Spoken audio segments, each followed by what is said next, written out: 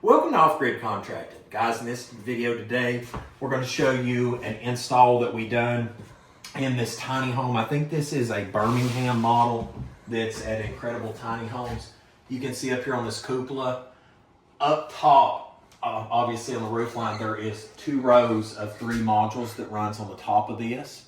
And the input coming in there, you can see where this has been modded.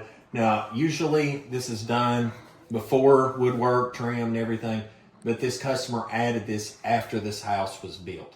So the only visible wiring is just that one little adjustment right up there in the storage. Everything else is concealed in here. They're actually putting a wood fireplace here, one of the small ones.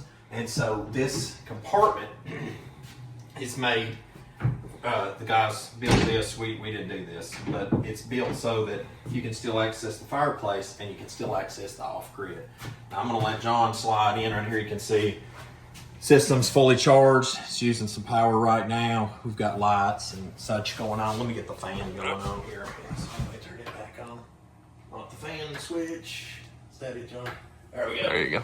All right. And anyway, got the air conditioning unit cranked down nice and cold. As you can see right here, you can see the inverter's running power. Got the service panel below.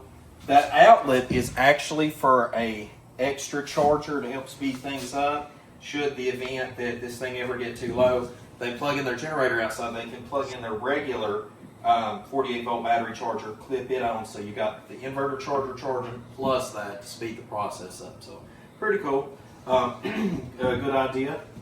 So we've got our PV coming in, goes into the combiner box. The other 2 inputs are for an additional 2 strings each of 3 panels outside to come in. We have our Midnight Classic 150. You can see the battery bank's pretty much charged up right now. That's why you don't have that much wattage coming in. But I mean, actually it's putting over 1K right now, just keeping afloat. But got our bus bar system, got fuse block. This is our breaker for generator power coming in or utility interconnected. And then right here, you've got your battery bank. These are PLC batteries. And you can see that there's availability here too later. Extra shelving, extra support could be put here, and additional batteries be added too. And you'd have to do 2 and 2 on a shelf here, kind of angled in, and support it off. But you could add more batteries if you wanted to, definitely. If for some reason this system, the inverter ever failed, the great thing about having a backup generator is literally the wires that are back here. You can just pull the line neutral and the secondary line out. So leg 1, leg 2 out in the neutral, and you can bond that with the leg 1 and leg 2 in the neutral over there, appropriately black to black, white to white, red to red, and that can completely bypass the system in the meantime until it got repaired. So that's the great thing about the easy access into these inverters that I like, and you can pull that wire down the conduit box too and do it if you needed to. And it just keeps it clean in case of that ever failed. But these things have a great warranty on them. Those have like a 5-year warranty on them now. I think these are 3. However, I guess Snyder's phasing these out, so it's kind of sad and heartbreaking to hear. I hope the next rendition of whatever it is will be outstanding and epic as these were for so many years. But guys, this is like a whole house setup for like backup power for 60 amp service, like in case of emergency. And what we do now is we put these in the tiny houses because that way on a 50 amp tiny home you've got regular 50 amp service and you've got consistent power on demand with the ability to bypass through from the utility company or generator if needed to, and it got really low. And we've just found that this, coupled with about 12 modules, gives such a freedom to tiny home owners. Over the years, it's been my go-to, and by the grace of the Most High, we've never had really ever a complaint or a callback on it. And another thing too is we don't use lithium. I just have a deep-seated fear of lithium, and I'll never get past that.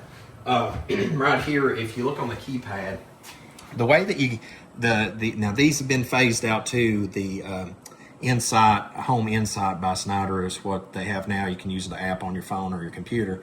But for the few that's still out here available to get a hold of, the SCP, long and short of it, to turn this thing on is really simple.